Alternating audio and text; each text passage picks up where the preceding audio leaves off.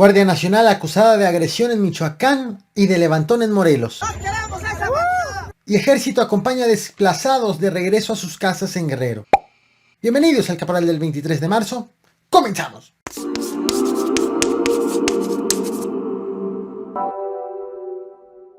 En el video pasado te platiqué del anuncio hecho por el gobernador de Veracruz, el morenista Cuitláhuac García, sobre la presentación de denuncias en contra de funcionarios de los dos gobiernos que lo antecedieron, el del priista Javier Duarte y el del panista Miguel Ángel Yunes Linares, por irregularidades encontradas en la contratación de deuda. Vamos a implementar denuncias penales contra funcionarios de la administración anterior y de la de Javier Duarte por haber simulado tipos de deuda y no haber defendido al Estado de demandas. Casi de inmediato el exgobernador priista Javier Duarte de Ochoa, actualmente preso, publicó esto en su cuenta de Twitter.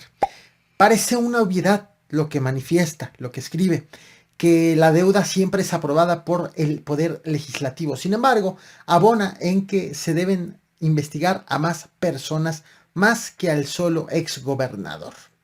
Otro ex servidor público bajo una investigación es Rafael Carabeo, testigo colaborador de la Fiscalía General de la República, video grabado con maletas de dinero con las que presuntamente fue pagada a legisladores panistas, le pagaron a legisladores panistas la aprobación de la reforma energética de Enrique Peña Nieto. Vaya, como parte de los sobornos de Emilio Lozoya cuando era director de Pemex. Rafael Carabeo ahora está siendo investigado por presunto enriquecimiento ilícito y lavado de más de 11.5 millones de pesos entre los años 2013 y 2019. La investigación inició a raíz de una denuncia que fue presentada por la Unidad de Inteligencia Financiera y por lo que el caso está siendo llevado por la Fiscalía Especializada en Materia de Delincuencia Organizada. Un caso más al panista de las maletas de billetes. Iba a comentar, creo que en el otro creo que no era 19, creo que era 18. Lo que pasa es un consecutivo ahí, pero... Si nada más, Para que lo cheques. si lo checas, ¿o sí? Sí. Entonces le pongo 19 a este. Para que quieres poner 19. No, pero espérame, el otro... Lo que pasa es que no son consecutivos de ustedes. O sea, yo llamo un consecutivo... El pasado lunes 21 de marzo, pobladores del municipio de Los Reyes, en el estado de Michoacán, protestaron por la desaparición de al menos 4 personas en las últimas semanas, 2 de las cuales, por cierto, fueron encontradas con vida hace unas horas. La protesta fue dirigida principalmente hacia el gobernador, el morenista Alfredo Ramírez Bedoya. Sin embargo, los manifestantes aseguran que al lugar, cuando se estaban manifestando, llegaron elementos de la Guardia Nacional para dispersar la protesta. Para conseguirlo, un elemento le disparó en el brazo a uno de los manifestantes, según los denunciantes.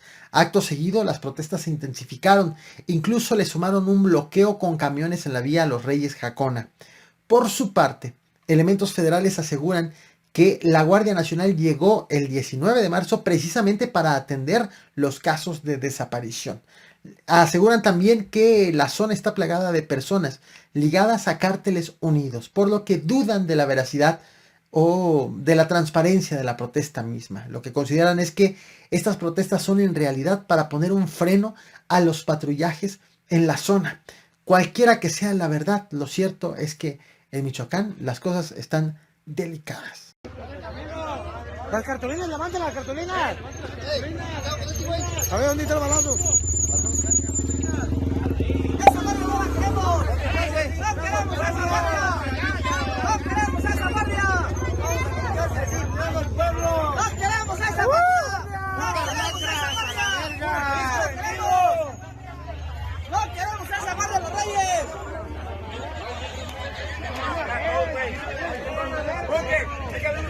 El pasado viernes 18 de marzo, elementos de la Guardia Nacional sacaron a 3 jóvenes de una casa en la localidad del Fierro del Toro, en el municipio de Huitzilac, estado de Morelos, y los acusaron de ser talamontes. El ingreso a la casa y las detenciones se hicieron sin orden judicial. Allí hay una evidente irregularidad. Lo hicieron acompañados de policías de la Ciudad de México a bordo de una patrulla de la Ciudad de México, pero todo esto ocurrió ya del lado de Morelos. Fueron ellos quienes recibieron a los detenidos, los policías, cruzaron a la Ciudad de México y los entregaron a comuneros a bordo de una camioneta blanca. Los comuneros llevaron a sus víctimas a una cueva en Parres, alcaldía Tlalpan, ya en la Ciudad de México. Allí les dispararon y cuando los creyeron muertos, los abandonaron. Sin embargo, murieron 2, pero solamente uno cayó desmayado con un disparo en la pierna. Cuando recobró la conciencia, caminó hasta un camino, llegó hasta un camino en donde recibió ayuda para trasladarse a Tres Marías. De allí fue llevado a un hospital en Jojutla. Las autoridades de la Ciudad de México posteriormente localizaron los 2 cuerpos y también dieron con el joven herido al que se lo llevaron a un hospital en la Ciudad de México. Mientras tanto, en Huitzilac, la mamá de uno de los jóvenes se percató de que había una patrulla de la policía de la Ciudad de México y fue a la Fiscalía General de Justicia a denunciar lo que creyó que era un secuestro de estos jóvenes. Sin embargo, con el sobreviviente lograron tener más información de lo que ocurrió. Por este hecho, habitantes de Huitzilac bloquearon el viernes la autopista y la Libre México-Cuernavaca durante varias horas. Todo lo que te he platicado del cómo estuvieron los hechos ha sido basado con los testimonios de los habitantes. Y han hecho los habitantes manifestaciones para exigir justicia. En otro caso, donde hay autoridades señaladas, donde hay autoridades involucradas. Todo esto ocurre también en una zona donde pobladores de Huitzilac, Morelos y Topilejo, Ciudad de México, zonas conurbadas, mantienen un conflicto por actividades delincuenciales como narcotráfico, huachicoleo y también la tala ilegal. La Fiscalía de la Ciudad de México informó que ya está investigando a servidores públicos por este hecho. Esto que ves en pantalla es parte de la protesta del pasado viernes 18 de marzo, que también fue una de las tantas que hubo en esa zona que entorpeció el tránsito vehicular al inicio del puente vacacional.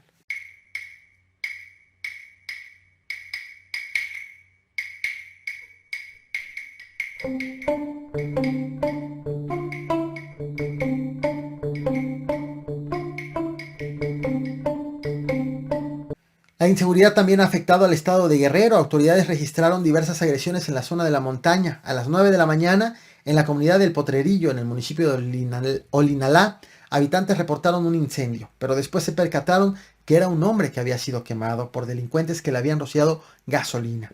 En Acatepec, otro hombre fue asesinado a tiros y en la comunidad de Cieneguillas, en el municipio de Cochuapa el Grande, civiles armados emboscaron a un grupo de personas y dejaron a 4 de ellas heridas. En Caborca, Sonora, también hubo un día de balaceras.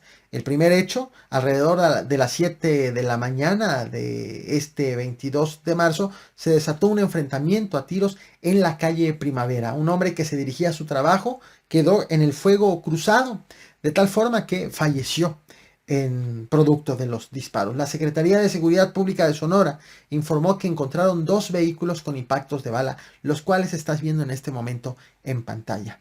Y que fue también implementado un operativo conformado por elementos de la Policía Estatal, la Policía Municipal, elementos de la Guardia Nacional y del Ejército.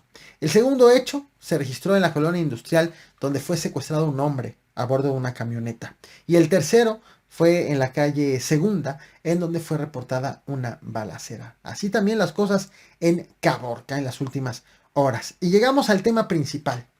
Te cuento lo ocurrido en la comunidad de Cihuaquio, del municipio de Coyuca de Catalán, en el estado de Guerrero, mientras te voy mostrando fotografías de lo que ha ocurrido en los últimos días. La comunidad fue abandonada por decenas de sus habitantes en enero del año 2020. Porque pobladores comenzaron a ser atacados por integrantes del cártel Jalisco Nueva Generación.